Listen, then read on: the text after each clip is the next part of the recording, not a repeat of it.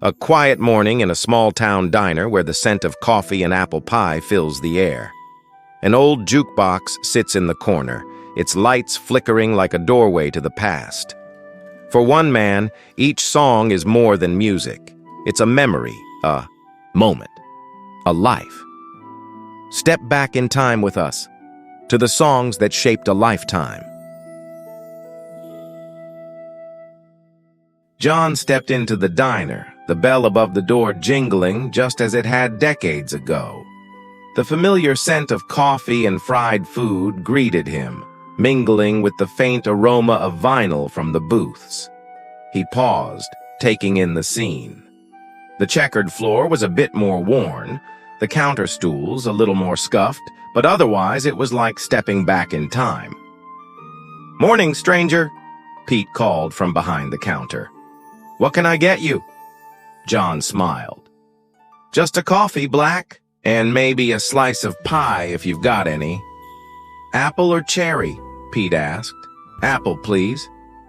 As Pete served the coffee and pie, he eyed John curiously. "You look familiar. Did you grow up around here?" "Yeah, I did. Haven't been back in years, though." His eyes scanned the room and landed on the jukebox in the corner.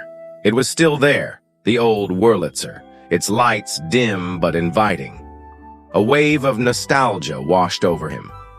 How many quarters had he fed into that machine? How many songs had soundtracked his youth? He walked over almost reverently and ran his hand over the glass. The song list was a time capsule. Elvis, the Beatles, the Supremes, and so many more. He fished a quarter from his pocket, thankfully he still carried change, and inserted it into the slot. The machine whirred to life, lights flickering as if waking from a long sleep. John scrolled through the selections, each title a portal to a different memory. Finally, he made his choice and pressed the button. The mechanical arm selected the record, and soon, the opening notes of Unchained Melody by the Righteous Brothers filled the diner. As the song played, John's mind drifted back to 1965. He was 17, awkward in his rented tuxedo, standing nervously at the edge of the dance floor. The high school gym was transformed for prom, aglow with twinkling lights, the air thick, with the scent of hairspray and cologne. Streamers hung from the rafters and a disco ball cast shimmering patterns across the room. Across the floor, Mary was laughing with her friends, her blue dress swirling as she moved. She was the prettiest girl he'd ever seen, and tonight she seemed to glow. John adjusted his tie for the umpteenth time, his palms sweaty. He'd been rehearsing this moment all week. He took a deep breath and walked over, his heart pounding. "Mary, would you like to dance?" he asked, his voice barely above a whisper. She turned, her eyes meeting his, and smiled. "I'd love to." As they stepped onto the dance floor, Unchained Melody began to play, its haunting melody wrapping around them. John felt like he was floating. They swayed together, her hand soft in his, and for those few minutes, nothing else mattered. Not the awkward glances from his buddies, not the chatter of the crowd. It was just them, lost in the music. When the song ended, the gym faded away, and John was back in the diner, the memory lingering like a sweet aftertaste. He smiled wistfully, the taste of that moment still fresh. That one always got the kids. "Going back in the day," Pete said, wiping down the counter. "You and Mary, huh?" John chuckled. "You remember that?" "Hard to forget. You two were the talk of the town that summer." John took another sip of coffee and selected his next song, Born to Run by Bruce Springsteen. As the iconic guitar riff blared, he was transported to 1975. He was 22, working at the local factory, feeling trapped by the monotony of small-town life. His old Chevy was his escape, and on weekends he'd pick up his buddies, Mike and Dave, and they'd hit the open road, the radio cranked up. One night stood out above the rest.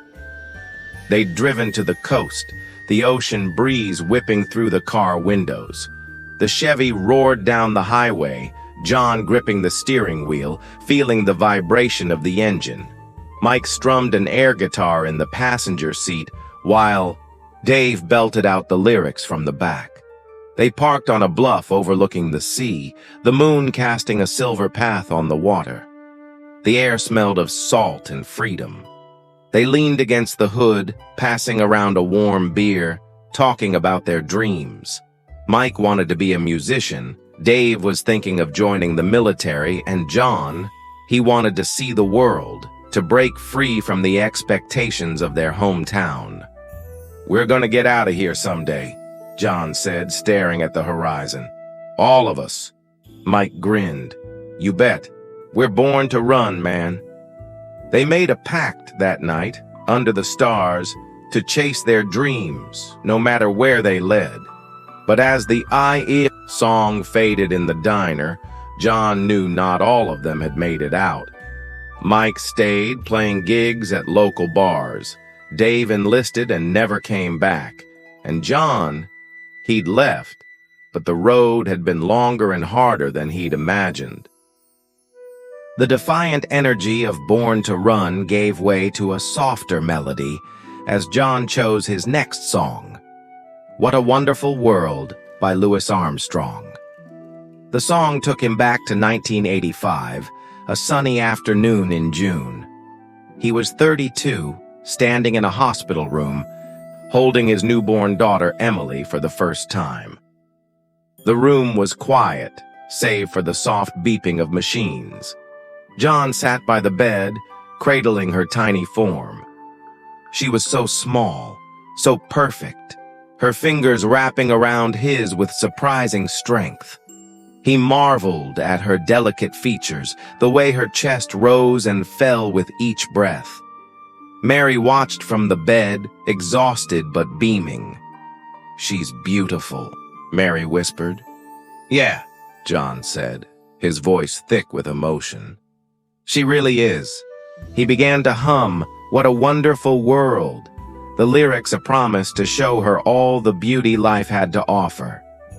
In that moment, the world outside, the bills, the job, the chaos, didn't matter. It was just the three of them, a new family, and everything felt right. Back in the diner, the song ended, and John wiped a tear from his eye. Emily was grown now, with a life of her own, but that memory remained a touchstone, a reminder of what mattered most. As the last notes faded, John sat back, a sense of contentment washing over him. The jukebox had been more than a machine. It was a time machine, letting him revisit the pivotal moments of his life. He thought about Mary, who'd become his wife, and the mother of his children, about the adventures he'd chased and the ones he'd let go, and about the family he'd built. Pete approached with a knowing smile. "Still works like a charm, doesn't it?" he said, nodding toward the jukebox. John laughed softly. "Yeah, it does. Thanks for keeping it around." "Some things are worth holding on to," Pete replied. "They remind us of who we are." John nodded, understanding. He finished his coffee, left a generous tip, and stepped out into the sunlight, feeling lighter than he had in years. He looked out at the town, new buildings mixed with the old, bustling streets alongside quiet corners. It had changed, but its heart remained just like his own. As he climbed into his car and drove away, he turned on the radio. By chance, Unchained Melody was playing. He smiled, letting the music wash over him. This time, he didn't sink into the past. Instead, he cherished it as part of the journey that had brought him here, to this moment.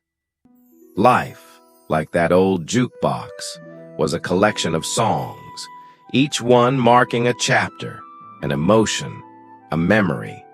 And like those songs, it was beautiful, complex, and worth every note.